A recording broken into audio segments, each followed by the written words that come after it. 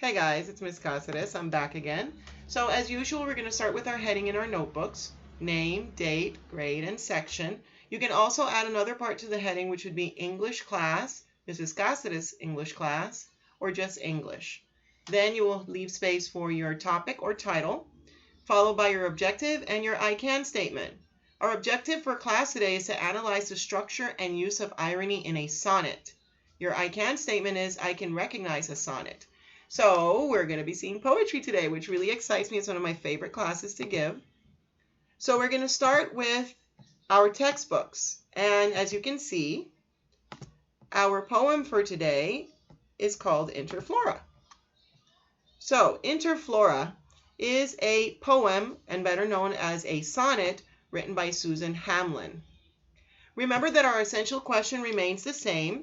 For every unit, we will have an essential question. And since this is our third part of the unit 1, our essential question remains, does technology improve or control our lives? Now, in your notebooks, you guys are going to do the quick start activity. In the poem you're about to read, one person communicates with another person through email. What kinds of messages are best conveyed through email? What kinds are not? And list your ideas. So email is great for, and then you write in your notebooks or in the textbook if you have enough room, and then email is not so great for. So you're kind of doing a comparison between what it's good for and what it's not good for. So remember, you don't have to write all of this in your notebooks if you decide to do it in your notebook or in a Word document. You just write your subheading or title, quick start, and then the page number that goes with that. Now, we're going to talk about analyzing our structure. Interflora is a sonnet. A sonnet is a 14-line poem with a strictly defined structure and pattern of rhythm. The origins of this traditional form date back to the 1500s. Many famous love poems have been written in the form of the sonnet. One well-known collection of love sonnets is Elizabeth Barrett Browning's Sonnets from the Portuguese from 1850, which she wrote for her husband, the poet Robert Browning. Then you'll see it says that in poetry, meter is a pattern of stressed and unstressed syllables. Each unit of meter, known as a foot, consists of one stressed syllable and one or two unstressed syllables.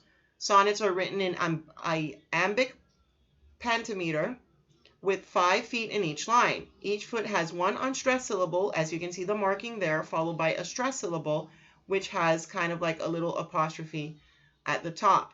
The first line of Elizabeth Barrett Browning's Sonnet 43 below has been marked to show the meter. Observe how the pattern continues in the next 3 lines. How do I love thee? Let me count the ways. I love thee to the depth and breatheth and height. My soul can reach when feeling out of sight, for the ends of being an ideal grace. And you can see here's the meter, A, B, B, A. We saw this last year. And if we haven't, well, for those of you that are new that may not have seen it, the rhyming scheme is really easy to use with the meter. And talking of the rhyming scheme, it's a pattern in end of rhymes. A rhyme scheme is noted by assigning a letter of the alphabet beginning with A to each line. Lines that rhyme are given the same letter. The first 4 lines of Sonnet 43 have been marked to show the rhyme scheme. Notice rhyme scheme and other sonnet characteristics as you read Interflora. Now, another part of this that's really important is there's a lot of irony in this sonnet. We're going to analyze that right now. Irony is a literary device used to show a special kind of contrast between appearance and reality. Writers often use irony to correct humor. There are 3 types of irony frequently used in literature. You have situational irony, dramatic irony, and verbal irony. Read the definition of each type in this chart, and then you write out how each type could be funny. So again, you can do this in your notebooks if you guys like, or you can do it in the textbook if you feel you have enough space. So you can see that each type of irony is defined for you. Situational irony is when a character or the reader expects one thing but something very different happens or is true. Dramatic irony is when the reader knows something that a character does not know. And finally, verbal irony is when a character says one thing but means another. As you read Interflora, look for examples of irony that create humor. So, again, I thought it would be fun if we started out with a musical video on Sonnet 18, which you guys can investigate if you'd like. It's a really good sonnet. It's very cool, in my opinion. So, here you go. Hope you enjoy. Yeah. Y'all ready for a sonnet? Love sonnet, most famous poem in the world. And it goes a little something like Shall I compare thee to a summer's day? Thou art more lovely and more temperate. rough winds do shake the darling buds of May, and summer's lease has all too short a date. Sometime too hot the eye of heaven shines, and often is his gold complexion dimmed. And every fair from fair sometime declines by chance or nature's changing course untrimmed. But thy eternal summer shall not fade, nor lose possession of that fair thou owest, nor shall death brag thou wanderest in his shade, when in eternal lines to time thou growest. So long as men can breathe or eyes can see, so long lives this, and this gives life to thee. Shall I compare thee to a summer's day? Shall I compare thee to a summer's day?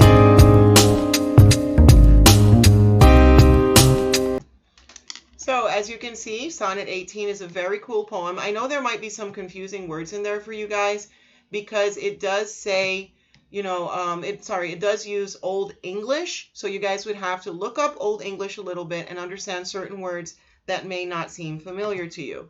So I also have a small PowerPoint presentation. It's very short. It's only 4 slides.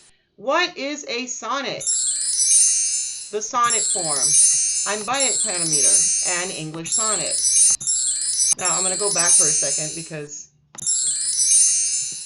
here we go. Okay, a sonnet has 14 lines. A sonnet must be written in iambic pentameter, A sonnet must follow a specific rhyme scheme depending on the type of sonnet. A sonnet can be about any subject, though they are often about love or nature. Now, if you guys need more time to take notes, remember you can pause this video or rewind in my YouTube channel.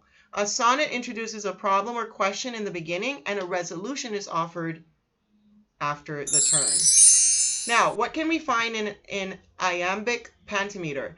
A line of iambic pentameter is a line with 10 beats. A lamb is 2 beats or 1 foot, which we mentioned before. Penta is 5, line has 5 feet. Meter is the rhythm of the poem. A foot is made of an unstressed syllable and a stressed syllable in that order. Then we have an English sonnet. An English sonnet is also called a Shakespearean sonnet. It includes 3 quatrains, which are groups of 4 lines, and a couplet, which is 2 lines. The rhythm scheme is often A, B, A, B, C, D, C, D, E, F, E, F, and G, G. The turn is either after 8 lines or 10 lines. Okay, so I hope that explains a little bit. That's the furthest we're going to get into sonnets because we need to take our time and really analyze what a sonnet is and make sure that we really do understand it.